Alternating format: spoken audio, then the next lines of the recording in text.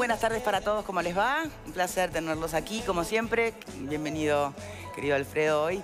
A ver, el tema que vamos a tratar tiene que ver, no sé si es reforma de la caja militar o ley o modificación a la ley orgánica militar, porque eso es lo que hoy se está debatiendo en realidad. Al tiempo que desde el astorismo se está pidiendo celeridad para finalmente la reforma de la caja militar, para esta rendición de cuentas, para achicar de una buena vez ese déficit que se alude de unos 460 millones de dólares del 2016. En paralelo, desde el Ministerio de Defensa y con el apoyo del MPP y ahora también del Partido Nacional, al menos de algunos sectores, lo que se plantea es, esperen, antes de reformar la caja, ¿por qué no miramos y hacemos algo más global? La ley orgánica militar que data de la dictadura, que sea eso lo que primero se revé, y en eso están. Mientras tanto, hemos escuchado más de una versión de militares retirados en contra de cualquiera de estas revisiones, más en concreto de la caja militar. Hemos escuchado la atribución de intencionalidades a esta propuesta del Parlamento, del Ejecutivo, que tiene que ver, más que con una reforma economicista, con una reforma política, como que en el fondo de todo esto lo que hay es, bueno, la intención de finiquitar a las Fuerzas Armadas. Yo en realidad me gustaría, antes de ir en concreto y específico a lo que es la propuesta de la caja militar o de la revisión de la ley, en general, ir a estas intencionalidades, porque es lo que está de fondo, es lo que está de base. Nos está acompañando en el programa el coronel retirado de Rivera Elgue, exdirector del Servicio de Retiro de las Fuerzas Armadas, también el coronel Sergio Rico, asesor en Seguridad y Defensa. Gracias a los dos por estar aquí con nosotros. Gracias por la invitación. Me gustaría una primera referencia por parte de ustedes sobre este sentir que está de base, ¿no?, ante toda esta polémica. ¿Qué piensan? Bueno, en principio, el tema de la intencionalidad es un tema muy subjetivo, ¿no? Sí, ¿verdad? sí, sí. Aunque hay actores políticos que lo han mencionado en que no quieren a las Fuerzas Armadas en el país. Sabemos que son minoría. ¿Se refiere a la señora de cabellera amplia? Exactamente, la senadora Constanza Moreira, pero vamos a nombrar. ¿Quién fue que dijo? ¿Quién fue que dijo? Castromán. Castromán, ahí está. No aceptan las Fuerzas Armadas en nuestro país y creo que es un tema una minoría totalmente. El mismo gobierno en su totalidad, con la oposición, oficialismo, han hecho una ley marco de defensa donde se marca claramente cuál es el rol de las Fuerzas Armadas y de la población en la defensa nacional, ¿no, verdad? O sea que creo que eso no habría que ni discutir si las Fuerzas Armadas son necesarias o no.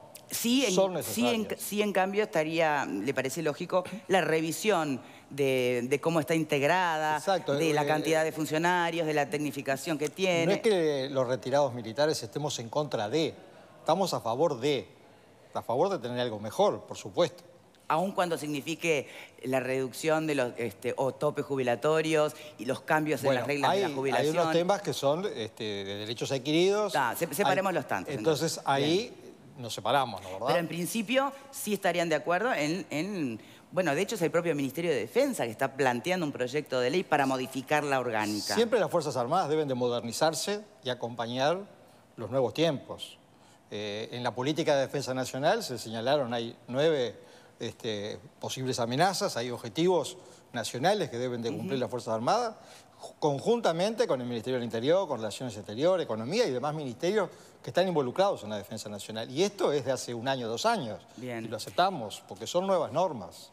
Esta es una pregunta para ustedes, pero también después se las paso a los panelistas. Vieron que hay miradas bien distantes sobre las Fuerzas Armadas.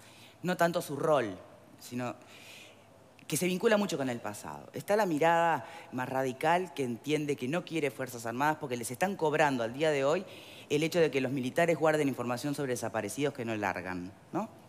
Eso está por un lado. Por otro, siendo yendo al grano, ¿no?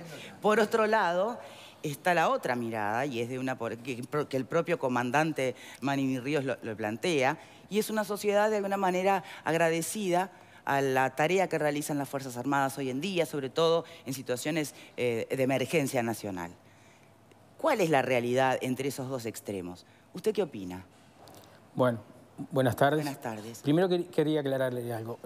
Los retirados ni el personal de actividad del Ministerio de Defensa han presentado, o sea, están en contra de una reforma al sistema de seguridad social militar. Sí, eso está clarísimo. Y o sea, no están en contra. Ah, ¿no están en contra? No estamos en contra. Estamos en contra de algunos aspectos de este proyecto de ley que se ha presentado. Eso es muy diferente. Después lo analizamos. Entonces, ese aspecto creo que es sustancial. Bien. ¿Sí? Y la revisión de la Ley Orgánica de las Fuerzas Armadas, que es del año 74, se entiende conveniente de acuerdo al nuevo marco legal que Sergio mencionó. Perfecto. Entonces, es lógico que se revise. Nuestra Ley Orgánica de las Fuerzas Armadas... ¿No es patear la cosa para adelante, apoyar hoy la reforma? Siendo escuetamente, la Ley Orgánica nuestra incluye desde el Estatuto Militar hasta el retiro militar. Todo incluye. Por eso nosotros decimos que la reforma de la Ley Orgánica es una reforma completa. Atacar solo el servicio o la seguridad social militar es atacar solamente una parte de nuestra profesión. Bien. ¿Le sin importaría visualizar las características? Contestar la pregunta? ¿Dónde le parece que está la mirada más objetiva entre esos dos extremos que yo planteaba? Quienes le cobran todavía a las Fuerzas Armadas de hoy el pasado. Creo que el ejemplo más claro es el homenaje que se le hicieron a las Fuerzas Armadas en la misión de Haití, donde la mayoría del Senado estuvo presente y ahí estaban representantes de todos los partidos políticos.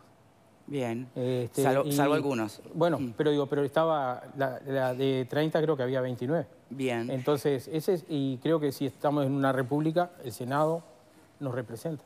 Bien. ¿Qué opinan ustedes sobre esa misma pregunta? ¿Dónde está el término medio o el término más justo? ¿Cuál sería? ¿O hay tanta dicotomía en realidad en torno a las Fuerzas Armadas? ¿Alfredo? Yo creo que hay gente que evidentemente le está cobrando a las Fuerzas Armadas cosas del pasado, lo va. Yo creo que hoy por hoy es un grupo minoritario dentro de la sociedad. Como también es un grupo minoritario los que reivindican el proceso de la dictadura también. Como el homenaje que se pretendió hacer hace poco. Como el homenaje que pretendieron hacer al dictador Gregorio Álvarez. Es decir, extremos siempre hay y me parece que los dos no aportan nada al sistema democrático. ¿Lo considerás minoría mismo? Minoría en los dos extremos, por suerte son minoría, en los dos extremos. Ahora, a mí me parece que lo que hay que ver es el tema del sistema de seguridad. Yo creo que hay que dividir. Separar. El sistema de seguridad militar, de seguridad de retiro, ¿no? Militar, y el tema de ley orgánica. Porque en este momento está hablando solo del tema del sistema de retiros y ahí empieza la ley orgánica, y yo creo que eso lo que hace es dilatar el tema de la reforma. Pero ¿tiene o no tiene razón o sentido plantear, por lo menos? Sí, puede tener sentido, no toquen esto solamente, toquémoslo integralmente. Victoria, es como si los de ANCAP también, el sistema médico de los de ANCAP no lo tocamos hasta que no hagamos toda la reforma de ANCAP. No, pará. Vamos a hacer el sistema médico de ANCAP y seguimos después con el resto. Bueno, en este caso me parece que es lo mismo. No sé si es un feliz ejemplo, porque de hecho está haciéndose toda una reforma de ANCAP. Entonces, ahí pero no se culminó todavía, no se culminó. Entonces, no toquemos el sistema de médico hasta no culminar, no. Me parece que yo creo que hay que ver el sistema de retiro militar, hay que analizarlo, me parece que no es justo y me parece que hay que cambiarlo. Y lo que no quita que se tenga que hacer cambios sí en la ley orgánica militar, pero las Fuerzas Armadas como están hoy, ¿sirven realmente para cumplir esos 9 puntos que dio el marco de defensa? Yo creo que no, porque no tienen ni recursos, no tienen gente, no tienen tecnología. Entonces me parece que si queremos unas Fuerzas Armadas eficientes, hay que hacerlas de forma tal que cumplan los objetivos, que hoy creo que no los cumplen. Graciano. La reforma en el sistema de seguridad social de las Fuerzas Armadas tiene un impacto primero en quienes están en actividad. Todo lo que se haga en materia de retiros militares afecta necesariamente la carrera. ¿Por qué? Porque en la medida en que se cambian las reglas de juego para el momento del retiro, quienes están en actividad en ese momento van a tomar sus precauciones. Si no les sirve el sistema de seguridad planificado para ellos, ¿cómo les va a afectar? Evidentemente van a tomar decisiones en su vida personal que van a afectar directamente a las Fuerzas Armadas. Las deserciones que anticipan algunos. Es decir que sería la peor de las hipótesis porque se reformaría, entre comillas, las Fuerzas Armadas en actividad a través del subterfugio del retiro militar. Necesariamente están vinculados los dos aspectos. Y un tercer aspecto que para mí es el más importante es ¿cuál es la misión que se le va a asignar a las Fuerzas Armadas? Porque cuando se habla de gasto en materia de seguridad del Estado, en materia de Fuerzas Armadas, como en cualquier actividad, tiene que estar vinculada a los objetivos y a las misiones que se persiguen. Si yo tengo tal misión, tengo que dar tal instrumento y necesito tanto personal. Si no se define claramente esa misión, no se sabe cuánto personal se va a requerir y no se sabe cuánto material se va a requerir. Entonces estamos hablando en el aire, Bien. estamos Entonces, diciendo cualquier cosa. A ver si entendí bien. Tú estarías en la línea del astorismo que quiere apurar que salga esta reforma de la caja militar. No me etiquetes. Yo estoy para sacar opiniones, a quiero mí que quede claro. me parece sí que es importante. Y después vemos lo otro, eso es lo que tú planteás. Ahora, es un buen subterfugio lo que plantea Pascale, porque en definitiva... Y Pascale, perdón, por lo que entiendo, no, primero veamos la integralidad de la... Pero es que no tiene sentido hacerlo por separado, no tiene sentido. Esa amenaza de que se va a haber una gran deserción, etcétera, etcétera. Hoy por hoy, de los 50.000 retirados militares, más del 50% cobra exactamente menos de 20.000 pesos. O sea que no creo que nadie, que el 50% de ese que cobra menos de 20.000 pesos se haga problema por la reforma. Es muy poca plata. Bueno, estás hablando de los retirados, justamente. De los retirados. El tema es con la población activa, ese es el problema. Yo no hablé de deserción. Y si hay 50% retirados, son 20, que ganan más de 20, es porque el 50% de la población activa también gana muy poco. No es solo el tema de los topes y de los impuestos, es también el tema de los años de jubilación, que se va a extender. No usé la palabra deserción. Los años de trabajo, perdón. Yo no usé la palabra deserción. Y lo de subterfugio va por cuenta de Alfredo, que siempre trata de interpretar lo que yo quiero decir. Me gusta. Lo que yo digo claramente, y lo voy a repetir porque me parece que capaz que Alfredo no lo entendió, yo lo voy a decir más claramente. Decímelo. La reforma en puede mirarlo a Alfredo. La reforma en el sistema de seguridad social de las Fuerzas Armadas va a impactar necesariamente en el servicio activo. ¿De qué manera? Yo no lo sé porque no soy experto. Simplemente aplico sentido común. Si a mí me dicen, yo tengo, no sé, 30, 35 años, soy un oficial X determinado nivel, y me dicen, mira que cuando te vas a jubilar vas a prestar tantos años, Digo, bueno, entonces lo que yo pensaba hacer, quizás no lo haga, quizás sí, no lo sé. Pero es que están vinculados los dos fenómenos, es absolutamente obvio. Bien, ¿qué opinas, Verónica? Esto significa, la propuesta del MPP significa para mí un sinceramiento, ¿no? Yo prefiero esto, poner todas las cartas sobre la mesa, barajar, dar de nuevo, que recortar presupuestos sistemáticamente. Yo lo interpreto que desde el sector del astorismo esa era la estrategia, para ir deshabilitando, perdiendo fuerza a las Fuerzas Armadas. Lo hemos visto, hemos tenido el año pasado 4 chiquilines que fallecieron en helicópteros que eran prácticamente chatarras y estaban entrenando en eso. No, pero pará, porque entonces tú lo que estás planteando es que el astorismo no es que en realidad esté haciendo medidas de corte economicista, sino que la intención detrás las estaba es que terminen las Fuerzas Armadas. Con detrás una intención de, bueno, esto en realidad está para nada y entonces recortamos ahí, recortamos ahí. Bueno, hay que barajar, dar de nuevo y empezar a dar un sentido también moderno, ¿no? Porque yo creo que también estamos hablando con algunos sectores más radicales de la izquierda que sueñan con aquello de eliminar el ejército, que en realidad no se llevó a cabo en ningún lugar, porque Costa Rica en realidad eliminó el ejército, pero puso fuerzas de seguridad que tienen más potestades que el ejército que eliminaron. Y algunos países que todavía están sin ejército hoy, en realidad tienen delegada la defensa de su país a otras naciones. O tenemos el caso de Haití, donde el ejército desapareció y vinieron las fuerzas de paz. Entonces, ¿eso es lo que queremos? No creo que eso sea lo que nosotros queremos como nación. Y hay otra cosa que también tú preguntabas al principio que no se puede obviar. Yo creo que en la medida que permanezcan unos 200 compatriotas desaparecidos, que no se sepa qué pasó con ellos, que haya madres que siguen esperando una respuesta, no está en minoría, que haya quienes tienen esa sensación, que haya pactos de silencio. No sé si es una minoría. En Uruguay. En Uruguay. No sé si es una minoría. Sí. Uruguayos. Pero desaparecidos en Uruguay creo que son muchos menos, ¿no? ¿O estoy confundido? No, estás confundido. Entonces, me parece que en la medida que eso continúe así, es legítimo que algunos sectores se entreveren los tantos. Porque también creo que no hace bien algunas declaraciones recientes como la del jefe del ejército que dice, si me prometen que vamos a dar vuelta a la página, yo pido perdón. Señor, pida perdón primero y después vemos qué podemos hacer para dar vuelta a la página. Eso fue el propio comandante, ¿no? Yo creo que se dijeron cosas muy interesantes. Lo único que me restaría decir a mí es que solo quien tuviera la bola de cristal podría decir que las Fuerzas Armadas no son más necesarias, sobre todo en un mundo en el cual existen nuevos códigos terroristas internacionales que son absolutamente impredecibles y que nadie me venga a decir que las cosas increíbles que uno ve que están pasando en todos los países occidentales con el Estado Islámico no van a pasar acá, porque incluso ha ha habido hasta señales concretas de supuestos intentos de colocar bombas o cosas misteriosas que han aparecido en torno a embajadas. Ya ha habido un asesinado en Paysandú con la misma técnica que utiliza el Estado Islámico en el resto del mundo. En fin, yo creo que hablar livianamente de que no son necesarias las fuerzas de seguridad en un país es eso, es liviandad total. Por otro lado, hay cosas que no están para nada claras. Por ejemplo, la última vez que hablamos de este tema en este programa, se le consultó a la senadora Constanza Moreira cuántos eran los militares fue un error, que cobraban jubilaciones desmedidas, y ella dijo 1.500. Después supimos que eran 13.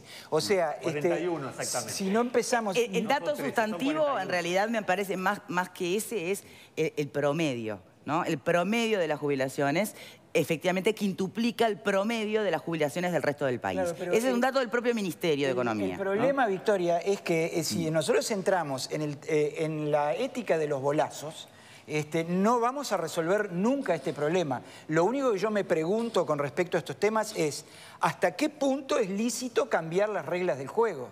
O sea, si a mí de un día para el otro... Los derechos adquiridos. Un determinado gobierno me dice que yo, en lugar de ganar tanto por lo que estoy ganando, voy a ganar la mitad. O sea, ¿en qué medida eso puede ser así? Antes de llegar a esa pregunta, vamos a definir si visualizan inequidades, ¿no? ¿Se visualizan inequidades en lo que tiene que ver con la jubilación de los militares versus el resto de la población? ¿Pero cómo no van a haber inequidades, Victoria? ¿Cómo no van a haber inequidades si todo el proceso... Y ahora yo voy a volver al tema que no había tratado en mi primera intervención. ¿Cómo no van a...? No, porque simplemente no entré en el tema. Bueno, la próxima me los cambian de lugar, por favor, porque esto ya es personal, ¿viste? No, pero... O se pegan o se casan. Es muy cordial el intercambio. No. Tú decías si hay inequidades, y por supuesto que las hay. A ver. ¿Y cuál es el origen de las inequidades? Porque acá parece que estamos jugando a la escondida. ¿Quién ignora cómo fue el proceso de salida o de transición de la dictadura a la democracia?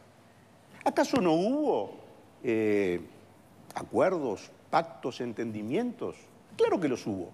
Y entre esos pactos y entendimientos, y no voy a profundizar en muchos de ellos porque derivaríamos el debate por otro lado, pero claramente uno de los puntos de esos acuerdos, o que posibilitaron una salida amigable, fue el tema jubilatorio.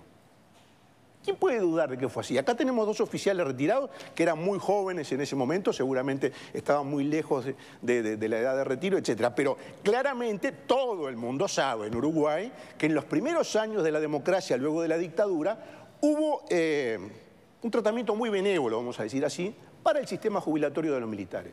Es obvio que fue así. Todo el mundo sabe que fue así. Y están jugando a las escondidas. Por supuesto que hay inequidades. Hay inequidades también porque oficiales militares que habían sido sancionados durante la dictadura y por la dictadura, luego se les recompuso la carrera y quedaron arriba de la lista y quizás están en esos 41 que ganan platales. Bien. Por supuesto que hay inequidades, pero son fruto de procesos políticos. Bien, y son incambiables. Pero eso significa que no se pueden cambiar. Tratemos de visualizar primero las inequidades por parte de los protagonistas, ¿no? A ver si lo sienten así o no. Los cambios son importantes, siempre son importantes. Lo que a veces tenemos que tener cuidado cuando comparamos, ¿no es verdad? Y queda feo decirlo, papas con zapallos. ¿Quién es quién? No vamos a decir quién es quién, pero el estatuto militar es diferente al estatuto público. La misma Constitución lo dice.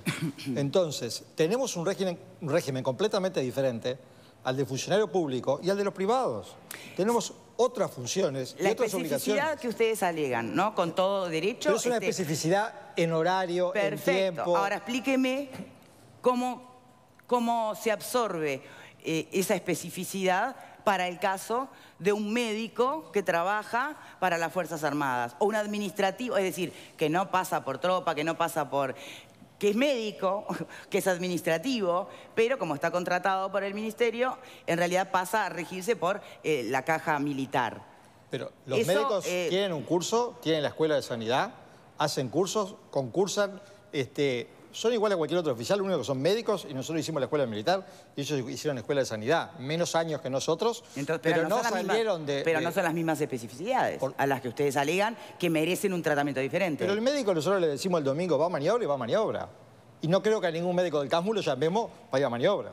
O sea, Hay diferencias con Igualmente le parece que está bien que estén absorbidos, digamos, por Sí, por sí, el estas médico militar, por especificidades. supuesto que sí. ¿Qué opina? Bueno, los integrantes de las Fuerzas Armadas y los retirados son ciudadanos uruguayos con los mismos derechos, obligaciones, aspectos de la protección social y aspectos de la seguridad social.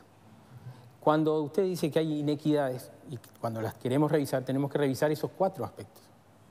Nosotros renunciamos voluntariamente a una serie de derechos que el resto de los ciudadanos tiene, como el de agremiación, el de huelga, el de hacer política, un montón de derechos por ingresar a las Fuerzas Armadas. Y asumimos un montón de obligaciones que el resto de los ciudadanos no tienen. Y esas son características. Por ejemplo, tenemos la justicia militar igual que el resto, tenemos la justicia militar donde hay delitos.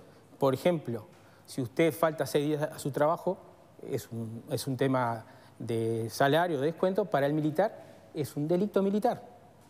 Tenemos un régimen disciplinario que por medidas administrativas nos quita la libertad.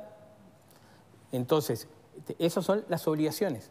En la protección social tenemos un salario sumergido que incluso nos excluye de la norma que establece para toda la administración pública, donde los funcionarios que trabajan 40 horas actualizados son aproximadamente unos 25.000 pesos. Hoy nuestro personal, o sea, el mínimo que tiene que cobrar es eso, el personal nuestro cobra 16.000 pesos. Entonces, no cobramos nocturnidad, no cobramos horas extras, tenemos que hacen específica nuestra profesión, porque también reconocemos la especificidad. Entonces, y después tenemos la seguridad social militar. Bien, me donde permite entonces, un momento antes cuando de ir para hablamos ahí. de equidad, tenemos que revisar la equidad en todos esos Perfecto. aspectos. Dejamos eso para dentro de un instante nada más, porque tenemos en un móvil al diputado del Frente Amplio, Alfredo Asti, que está junto con Diego Travieso. Gracias a los dos por estar allí. Hola Victoria, ¿qué tal? Muy buenas tardes para todos. Si vamos a discutir, metámonos en la discusión, afirmó José Mujica, senador del MPP, cuando planteaba justamente esta ley orgánica militar. Y estamos con Alfredo Asti, como vos decías, diputado por el Frente Amplio. Alfredo, ¿es prioritario reformar primero la caja militar antes que una ley orgánica? Bueno, yo no digo que sea prioritario, yo digo que los tiempos que se ha dado el Poder Ejecutivo y el Parlamento lo han puesto en primer lugar. Esto no quita de que no se pueda estudiar, incluso en otra comisión, porque estos temas están en la Comisión de Seguridad Social, el tema de la reforma del servicio de retiros y pensiones militares. También está en el Senado, en la Comisión de Hacienda, el proyecto sobre contribución coactiva, vamos a decir claro, impuesto a las grandes o a las altas pasividades militares. El año pasado, cuando se presentó la rendición de cuentas, dentro del programa de financiamiento de la situación que se encontraba el país, se aplicó el tema de consolidación fiscal y se presentaba allí conjuntamente, pero con un proyecto por separado, la necesidad de crear esta contribución especial sobre las altas pasividades, que abarcan solamente la de los oficiales superiores, como una forma de disminuir un déficit que era creciente, que es creciente y va a seguir siendo creciente. En ese momento, el Senado resolvió que no se iba a tratar ese proyecto hasta tanto no estuviera el proyecto de reforma, que también se anunciaba por parte del Poder Ejecutivo, reforma del servicio de retiros y pensiones militares. Ahora están ambos. Ya se están tratando. Nos parece que no es oportuno ahora agregar otra condición más de que esté pronto también el proyecto de ley orgánica de las Fuerzas Armadas, que creemos que es necesario, que creemos que es conveniente tratarlo, que debemos, es algo que tenemos pendiente como país y como sistema político, bueno, definir una serie de parámetros que tenga la ley orgánica de las Fuerzas Armadas, pensando en las Fuerzas Armadas que queremos hacia el futuro y el papel que van a jugar y la estructura que van a tener. Pero eso no puede ser óbice para dejar de lado estos dos proyectos que tienen su necesidad, tienen su oportunidad, tienen la necesaria adecuación a una convergencia entre los distintos sistemas de seguridad social, manteniendo, por supuesto, la especificidad que tiene la carrera militar respecto de la carrera civil, pero hay temas que son tan distintos que no se pueden plantear dentro de un mismo sistema de seguridad social que abarca a todas. En primer lugar, porque todas las demás instituciones de seguridad social, empezando por el Banco de Previsión Social, pero siguiendo por la Caja Policial, la Caja de Profesiones Universitarios, la Caja Bancaria, la Caja Notarial, fueron modificadas en estos últimos años precisamente para que convergieran hacia principios comunes. No necesariamente van a ser iguales, no son iguales, este proyecto no iguala, pero tiende a equilibrar en el tiempo, en una con una gradualidad muy grande, una transición muy gradual, muy modesta, digamos, a nuestro entender, va fijando temas que pueden ser más convergentes. Independientemente de esto, se podrá tratar, y yo diría que se debería tratar, cuando esté pronto el proyecto, el tema de la ley orgánica. Bien. Que estará fijando, entre otras cosas, la cantidad de oficiales que hay por cada grado y en la relación de estos con el número de tropas. Te escuchamos. Sí, en realidad, diputado, pregunta, porque se interpreta que lo que se busca con esta reforma y con su celeridad es, bueno, cerrar el grifo del déficit, ¿no? Ahora, desde esa misma perspectiva hay quienes entienden que va a aumentar el déficit, puesto que esta reforma a la caja militar eventualmente va a desmotivar muchísimo a personas que hoy estaban en plena actividad o estudiando o queriendo seguir la carrera militar, van a dar marcha atrás, con lo cual cada vez va a haber menos aportantes, por lo cual el déficit al final sería mayor. ¿Qué lectura hace de esa teoría, digamos? Bueno, como decíamos recién, este proyecto tiene un régimen de transición, que se le aplicará las disposiciones que tiene esta reforma para quienes tienen menos de 10 años de servicio, de cómputo de servicios, y no se le aplicará a quienes tienen más de 20 años de servicio, y el periodo de transición va precisamente entre los que tienen 10 y 20 años de servicio. Cuanto más cerca se esté de los 20 años de servicio, más parecido al régimen actual va a ser, cuanto menos años de servicio después de los 10, más parecido al régimen futuro va a tener.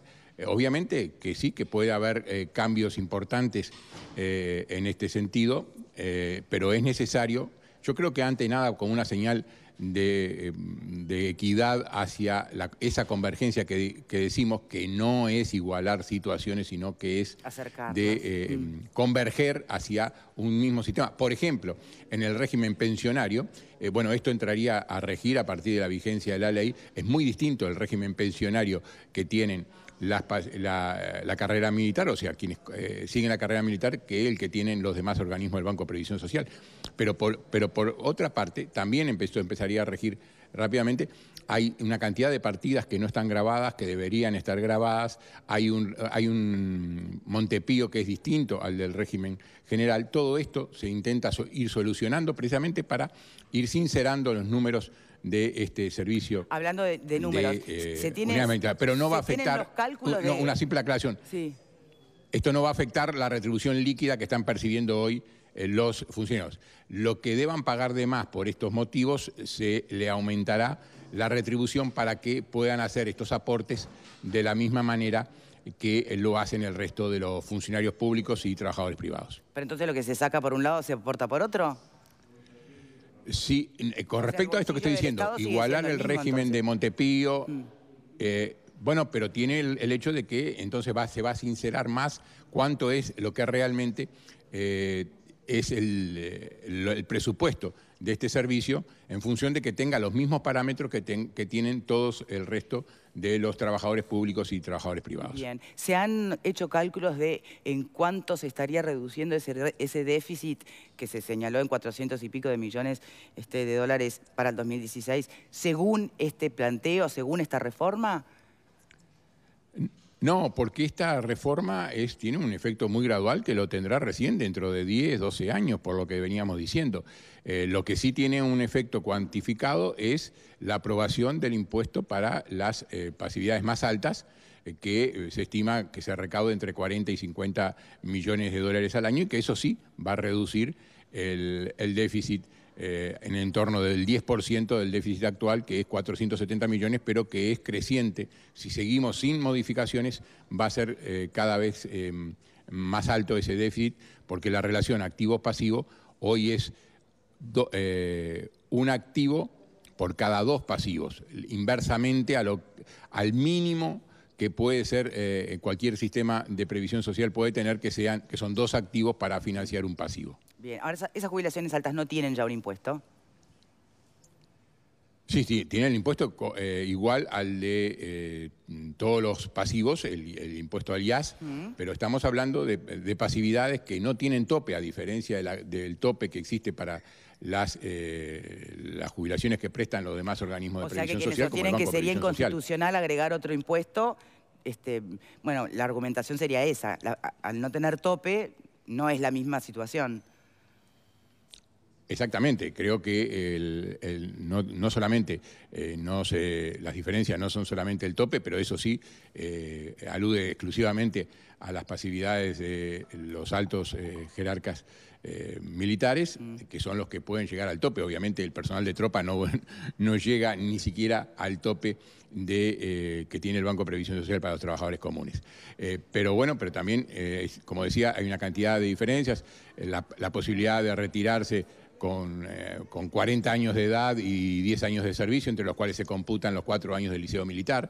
Hay una cantidad de temas que deben racionalizarse teniendo en cuenta las especificidades de la carrera militar. No hay duda de que se tiene que tener en cuenta esas especificidades, pero tiene que haber parámetros comunes en lo que tiene que ver con retiro voluntario, retiro obligatorio, que solamente el retiro obligatorio en la carrera militar está establecido. Para las jubilaciones comunes está previsto que para el sector público que no puedan trabajar más de 70, hasta después de cumplir los 70 años. Pero acá estamos hablando de que puede haber retiros con menos de 50 años y con muy pocos años de servicio. Diputado Asti, muchísimas gracias por este rato, por su tiempo. Gracias a ustedes. Gracias, Diego. Gracias, Victoria, a ustedes. Bien, por supuesto que van a poder remitirse a todo lo que planteaba el diputado Asti, pero lo vamos a hacer después de la pausa. ¿Les parece? Ya venimos.